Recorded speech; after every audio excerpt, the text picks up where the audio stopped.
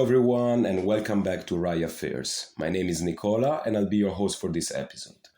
RAIA is a youth-led international think tank that translates the abstract world of international affairs by simplifying rather than generalizing. RAIA is a place where you come to learn about the stories and worries of political leaders, the behind the scenes of decision makers, and how politics impacts and changes your life. This is RAIA Affairs, filling you in wherever you are.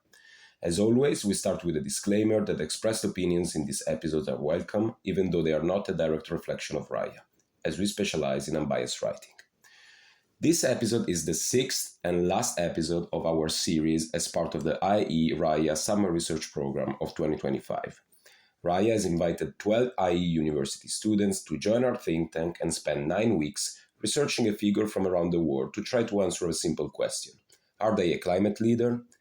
During the research, students have done a deep dive of the person's background, policies, and the impact of said policies in an effort to bring light to the diverse ways in which every person, no matter the role they play in society, can contribute to the global climate change policy framework. In today's episode, we will be focusing on Anthony Nyong, Director of Climate Change and Green Growth at the African Development Bank. And here with us, we have Luiza, Melo, and Sara Tobar. Welcome to RAIA Affairs, guys. It's a pleasure to have you here, and thank you so much for joining me today. Would you like to introduce yourself to our audience? Okay, so hi, I'm Sara. I was born and raised in Colombia, and I am currently going into my third year studying international relations and law at IE University. Hi, my name's Luiza. I was born in Brazil, and I'm currently going into my third year studying international relations in a university. Well, thank you very much, guys. Again, it's a pleasure to have you here, and it's a pleasure to meet you as well. And thank you for the introduction. And now, before we start the episode, I'll ask you to answer our usual ice-breaking question. This is a question that we ask every guest on the podcast. So could you tell us which leader, either dead or alive, who has impacted the world, would you want to have a conversation with, and why? So I would love to have a conversation with Nelson Mandela. I recently had the opportunity to go to South Africa and get to know a little bit about his personal and, political life. He has this amazing ability to just lead with both strength but also compassion.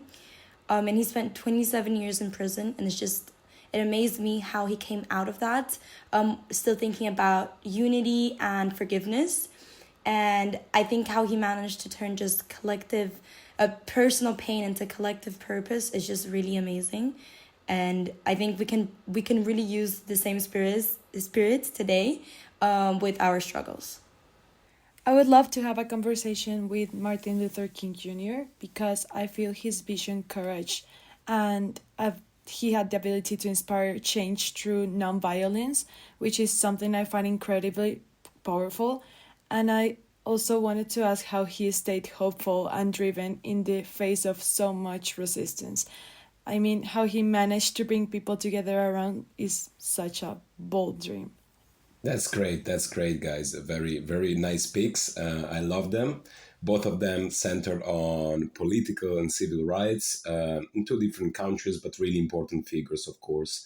And it's always nice to hear from the different guests that we have on the podcast about their picks, who they would want to have a conversation with. And I would say in this case, I envy a little bit your picks. I would love to have a dinner with both of them as well.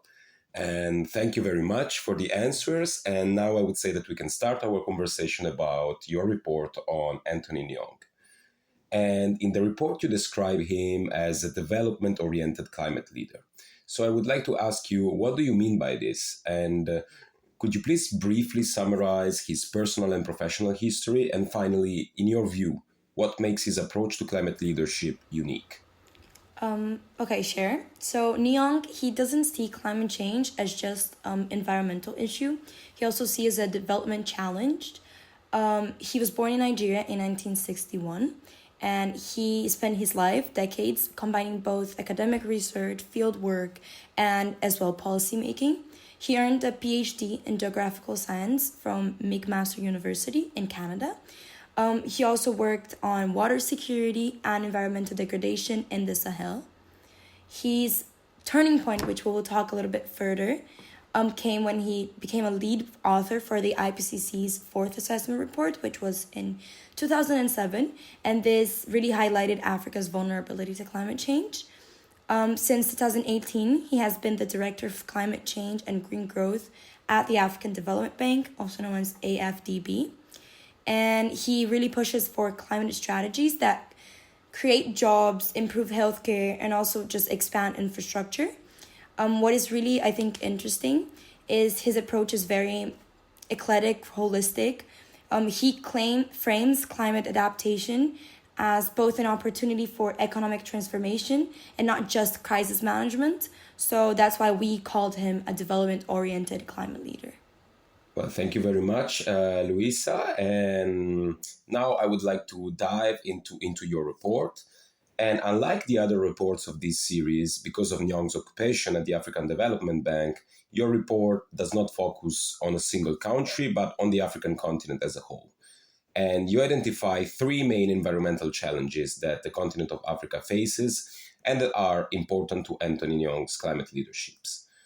So those are the increasing frequency of extreme weather events, the rising health risks linked to climate change and rising temperatures, and the persistent energy poverty and inequality across the continent.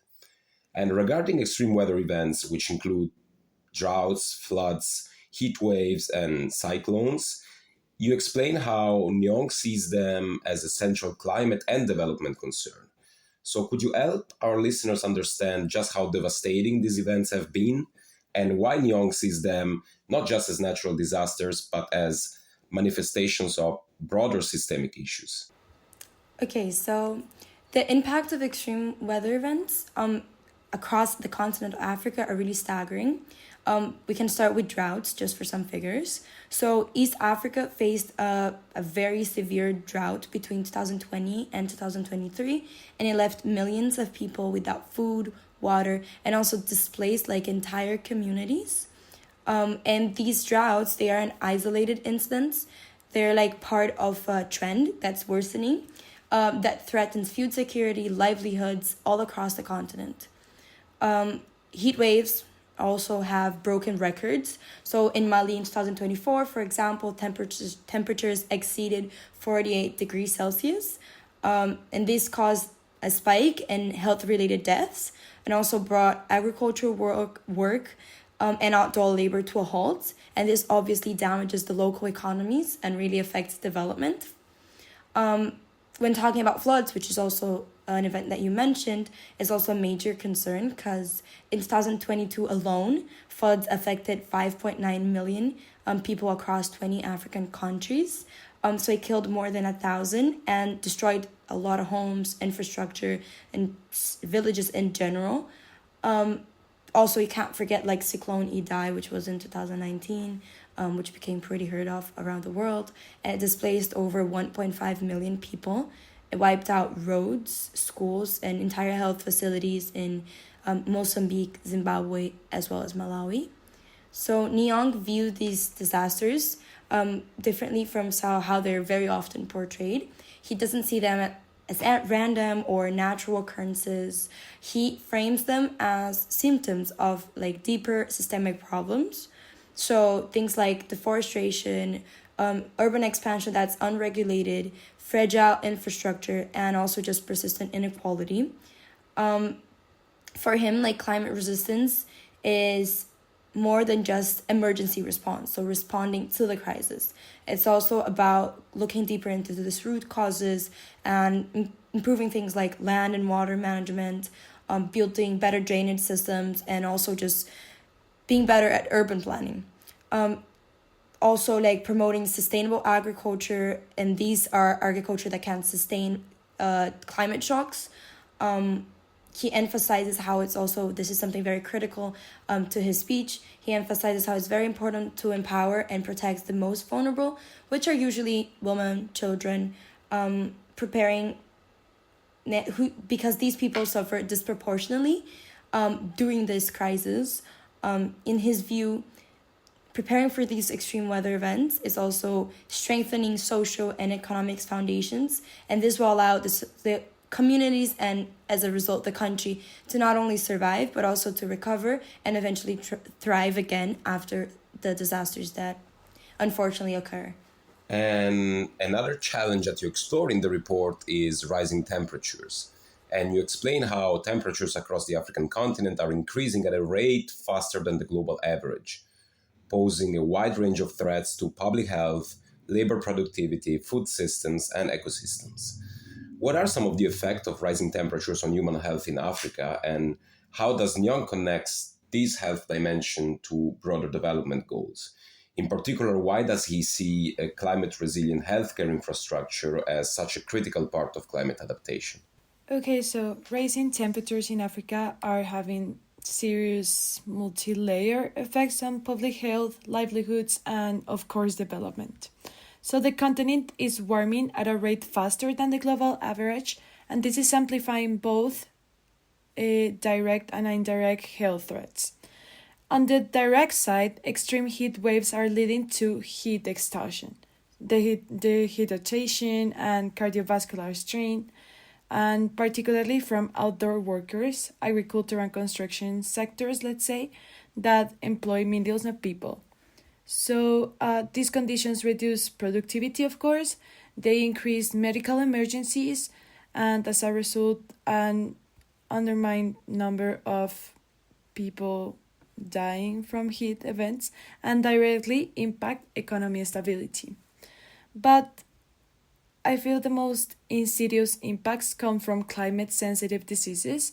For example, warmer temperatures are expanding the habitats of mosquitoes and other disease carriers, like causing outbreaks of malaria and dengue in regions that historically didn't experience them, like highland areas in Kenya and Ethiopia.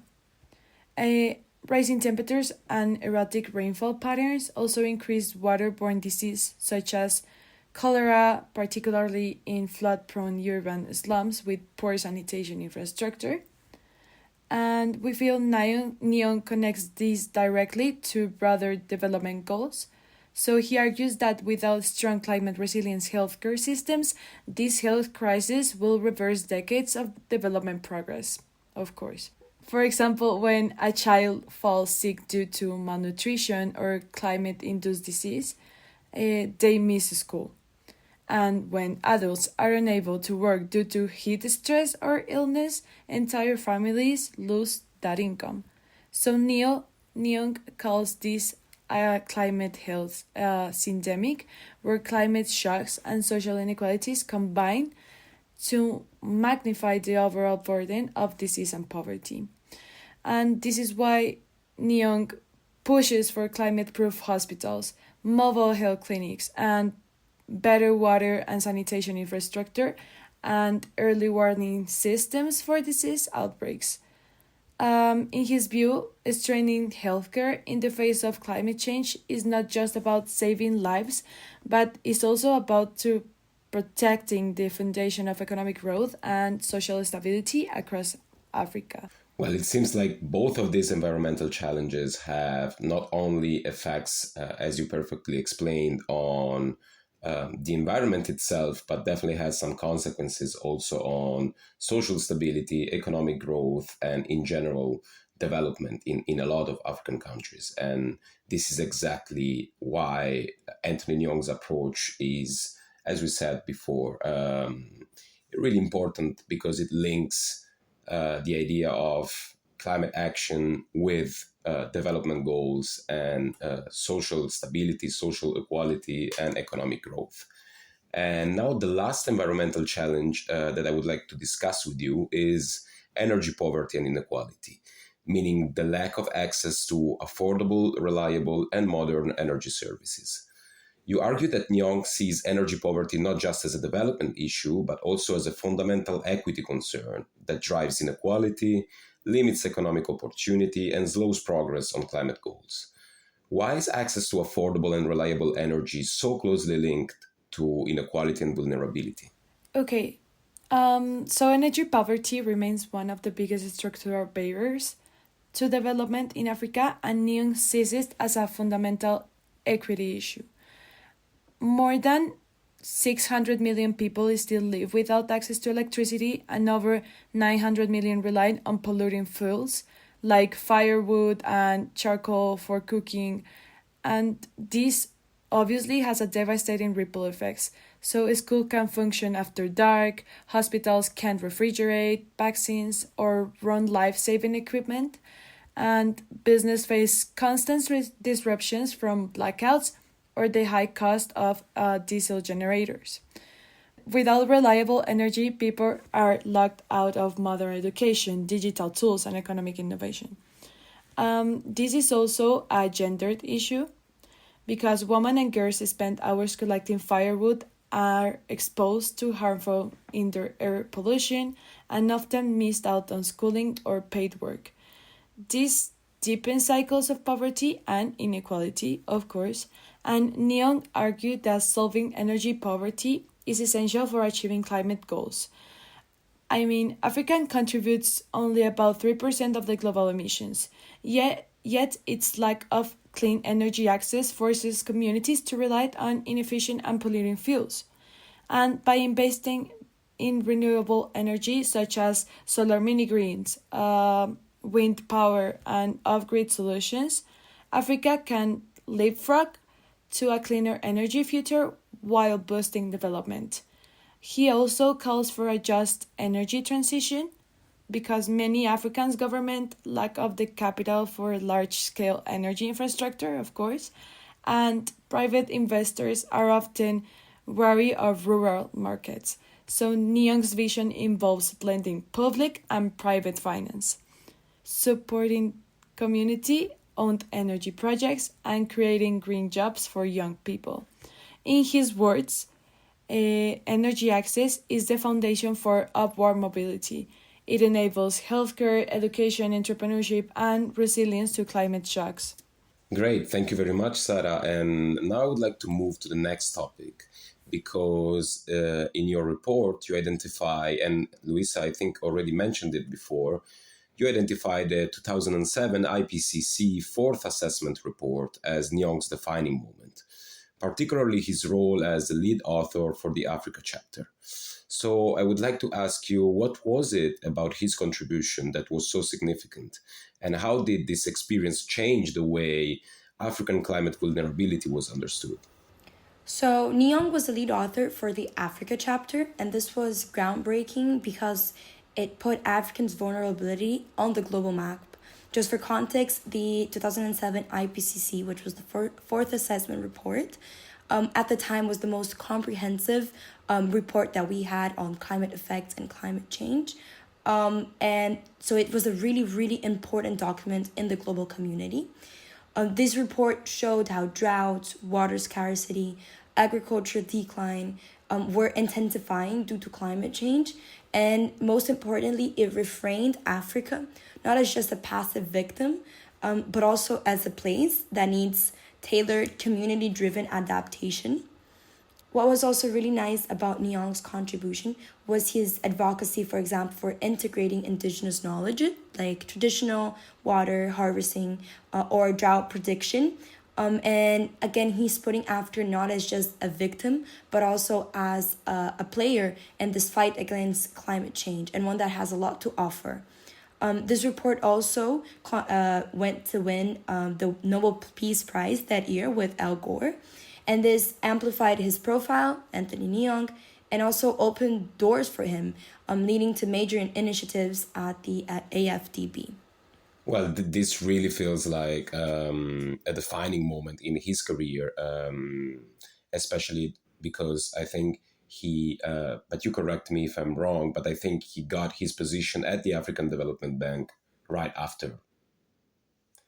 And in the report, you also discuss three major climate solutions Nyong has promoted: the African Development Bank's Climate Change Action Plan, the African Carbon Markets Initiative, and the Mission 300 Program for Energy Access. So let's start with the African Development Bank's Climate Change Action Plan. As Director for Climate Change and Green Growth, Nyong helped in leading and implementing the plan, which aim to include low carbon development, adaptation planning, and climate risk assessments into the bank's larger development strategy. So, what are some of the most significant aspects and initiatives of the plan, and how do you assess its real impact? Okay, thank you. So first about the comment, it was really he started his journey in the African Development Bank after the not much after the report. However, he would only go into his official today position as Director of Climate Change and Green Growth a bit later in 2018. So about the question that was just asked, what makes it significant is that it fundamentally just changed how the bank approaches climate action. So if rather than just treating like climate change as an isolated issue, Nyong pushed with this policy to mainstream it into every single investment that the bank makes, which is huge. This counted for infrastructure, agriculture, urban development, whatever. So the plan focused on 4 priorities. The first one was it aimed to build institutional capacity across different African governments so they could design their climate resilient infrastructure and policies. Again, here we're talking about a whole continent which has a diverse of context and circumstances. So it was really important that this was tailored. And also to empower the local governments to be able to do this. Second, another pillar was this policy made it a requirement for climate screening for all AFDB projects. We're again talking about that into just making it instead of a peripheral problem, something that's very central and a worry for when we're talking about all investments. Any new investment then had to account for climate risk, opportunity, etc. Third, Nyong also led efforts to raise $5 billion annually in climate finance. So this is tapping into international funding mechanisms such as the Green Climate Fund. Finally, and fourth, the plan also supported the African countries' NDCs, which is the nationally determined contributions, which is under the Paris Agreement. And this helps translate climate pledges into practical projects. So when we're talking about the real impact of the CCAP, I think it's nice if we take a flagship project to analyze it. So Desert to Power was a bold initiative to turn the Sahel into a renewable energy powerhouse and just do large-scale solar projects. It aimed to reach alone 250 million people and cut 30 million tons of CO2 emissions annually. So by 2019, 70% of AFDB's new projects included built-in adaptation measures. And this shows how the bank's mindset was shifting. Also, very important, Nyong emphasizes balance. So ensuring equal focus on adaptation and mitigation. So adaptation is adapting according to climate change necessities, and mitigation is once a crisis occur, you mitigate the effects. In the global context that we now live in, adaptation funding is often neglecting focus on just mitigation of crisis. So it was really a shift again in perspective.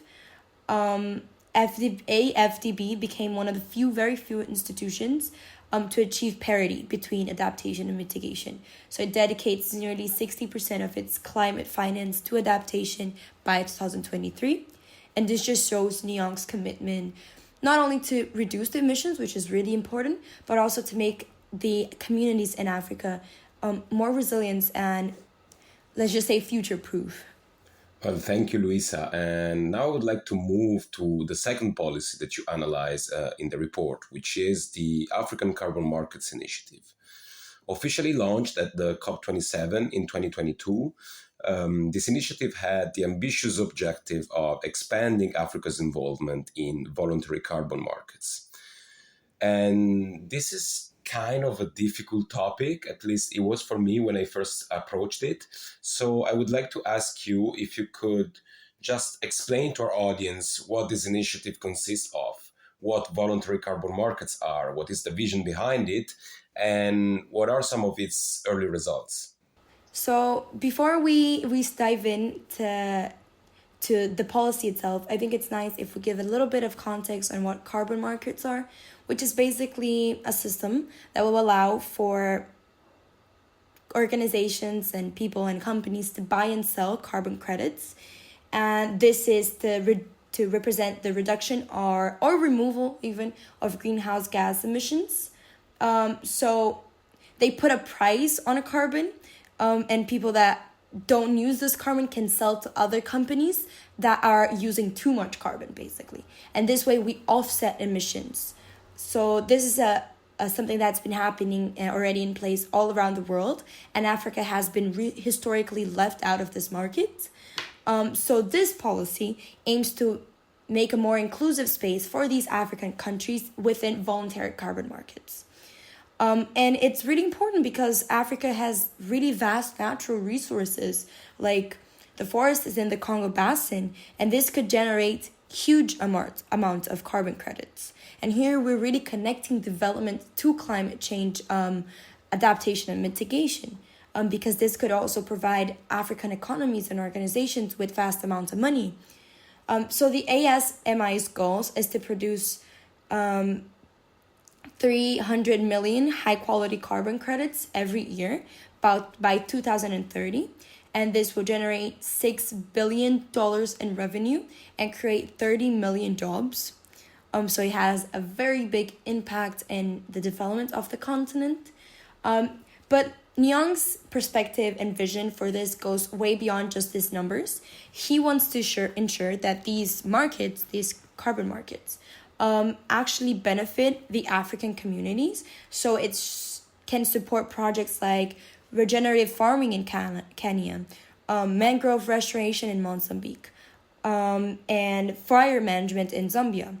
These aren't just about carbon sequestration, they also create local jobs, restore ecosystems, and just improve livelihoods for whole families. A key part of the success of this policy is also its focus on building local infrastructure for its certification and verification, so it doesn't rely on expensive and very often inaccessible international standards. So Nyong pushes for a continental framework, which will reduce costs and also ensure African ownership of the whole process. This will partner with African Union and all other regional bodies to harmonize regulations and also just create a very transparent, trustworthy market system that will encourage investment in these markets. Results are very early on, but they have been very promising. Pilot projects are already underway, and there has been growing investor interest, which is really positive. Nyong argues for a very long time that Africa's environmental contributions like forests, soil carbons are very undervalued globally. And this is this policy will ensure that Africa participates in the carbon market and also becomes a key player, and giving local communities a way of reaping financial and social benefits. Thank you for explaining, firstly, what carbon markets are. I think that was super useful for our listeners, and why this policy is so important, and it contributes, as you explained, to the involvement of the African continent in these markets. And in the report, you also discuss the so-called Mission 300 program, an initiative launched in April 2024 by the World Bank Group and the African Development Bank. Its objective is basically to provide 300 million people in Africa with access to electricity by 2030. How do they plan to reach this ambitious goal, and what has been the impact of the initiative so far? Okay, so as you said, Nicolas, it was launched in 2024 as a partnership between the African Development Bank and the World Bank. Its goal is simple, but it's transformative. It aims to provide 300 million Africans with access to electricity by 2030. The plan combines large-scale grid expansion with decentralized renewable energy solutions like solar home systems and mini-grids. So far, around half of the target population will be connected through national grids, while the rest, especially those in rural or remote areas, will gain power through off-grid solutions. Nyong often emphasizes that the future of energy in Africa is not just about building more power plants, but about building smarter, cleaner, and more inclusive energy systems. Mission 300 also prioritizes clean cooking technologies, which are essential for reducing the deadly indoor air pollution caused by firewood and charcoal stoves, of course. And this has huge health benefits, particularly for women and children, and also reduces deforestation. One of the program's innovation is the Green Finance Navigator, a digital platform that connects local energy projects with international investors based on risk tolerance and project needs. We feel this is key because financing has always been a bottleneck for energy access in Africa. And even though it's still early, Mission 300 is already mobilizing billions in funding and supporting national energy compacts across like Kenya and Nigeria and Ethiopia. And for Nyong, this initiative isn't just about electricity.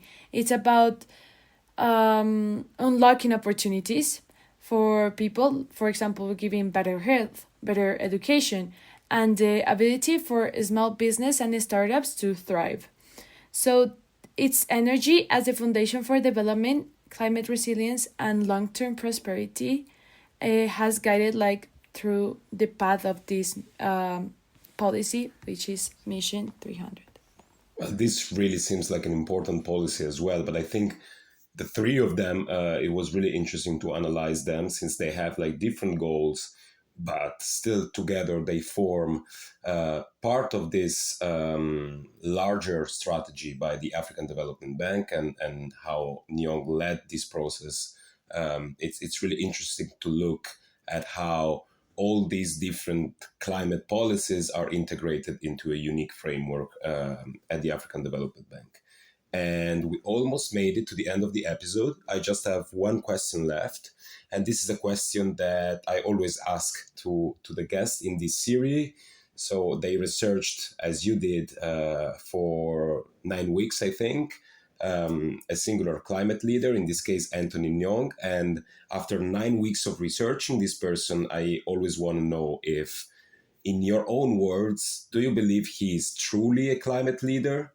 And beyond that, why should the world pay attention to his work right now? Okay, so absolutely, without a doubt, Nyong is not only a climate leader, but a visionary for what development center climate action can look like. I think we're talking for both of us. We think he bridges the gap between local realities and global climate finance, ensuring Africa's voice is heard. So his approach shows that tackling climate change can also reduce poverty, and it could also empower youth and build long-term resilience. We feel his work at the African Development Bank shows that effective climate leadership must integrate science, of course, and it must develop priorities and local realities. We also believe if more policies, particularly in vulnerable regions like Africa, were shaped by individuals with both scientific expertise and an understanding of development, global climate action will be more effective and, of course, more sustainable. Well, thank you very much, girls. This has been an incredible episode. I really loved it, and I think I learned something as well. And definitely, I agree with you. Anthony Nyong is definitely a climate leader, and thank you very much for explaining it to us today. I think that with this, we can end today's episode. And thank you very much again to Luiza and Sara for joining me today. This has been the 6th and last episode of our series as part of the IExRAIA Summer Research Program of 2025. To our listeners, if you enjoyed this episode, make sure to check out Luiza and Sara's report at raiagroup.org and to follow us on social media to receive updates on new articles and contents. Thank you very much for listening, and I'll see you next time.